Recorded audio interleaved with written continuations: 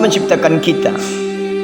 Laqad karamna bani Adam, sesungguhnya Allah menciptakan manusia itu adalah paling mulia dari seluruh makhluk-makhluk yang lain. Tinggal kita cuma hanya membawa, memikirkan, melakukan apa yang harus kita pilih, memilih dan memilah mana yang baik, mana yang terbaik untuk kita, mencari suatu solusi. Hidup tidak ada yang tidak punya persoalan. Hidup tidak ada yang tidak punya masalah. Kita tidak ada yang tidak punya dosa. Kita tidak ada yang tidak punya masalah. Artinya apa?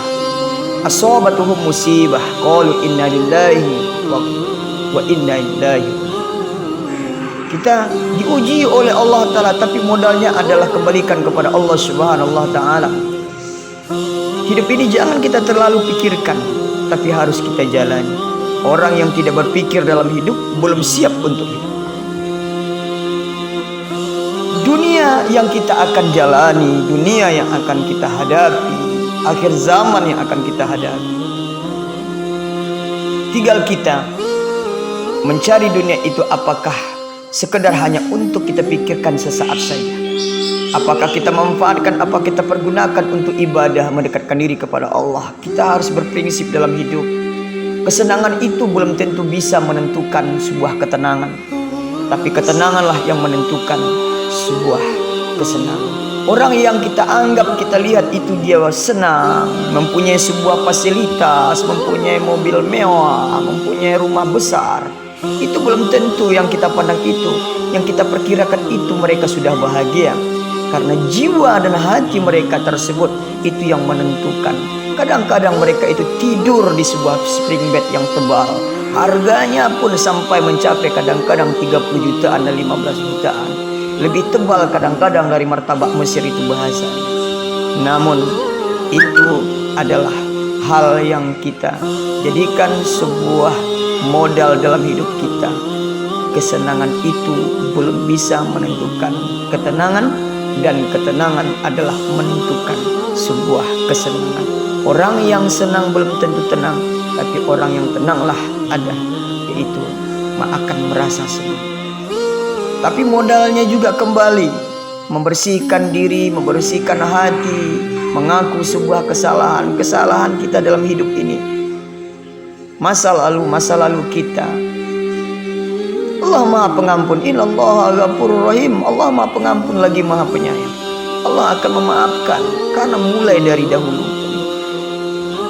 Kakek kita, moyang kita. Namun Allah itu sayang dengan manusia tersebut. Ini adalah kemuliaan. Allah akan mengampunkan dosa-dosa mereka. Tapi kita harus mempunyai sebuah metode di dalam kehidupan kita. Apa? Orang yang mengaku dirinya suci, orang yang mengaku dirinya bersih, itu belum tentu suci dan itu belum tentu bersih. Tapi orang yang mengaku dirinya kotor, orang yang mengaku dirinya bersalah, mau merubah kekotoran dirinya, mau merubah kesalahannya, maka inilah orang yang suci dan inilah orang yang bersih. Mari kita dekatkan kembali diri kita kepada Allah Subhanahu wa Ta'ala. Kata Allah Ta'ala, qad aflaha man tazakka wa dzakara isma rabbih fasalla. Sesungguhnya beruntunglah orang-orang yang suka membersihkan dirinya, lalu ia sebut-sebut nama Tuhannya. Allah, astaghfirullah, subhanallah, alhamdulillah, wa la ilaha illallah, Allahu akbar. Ia lakukan ibadah-ibadah, ia dekatkan dirinya kepada Allah, ia tundukkan hatinya, ia serahkan dirinya kepada Allah. Ia tidak sombong, ia jauhkan sifat ta'ajjub, ia jauhkan sifat takabbur. La haula wa la quwata illa billah. Ia dekatkan diri kepada Allah, tidak mempunyai daya dan upaya kecuali kekuatan Allah.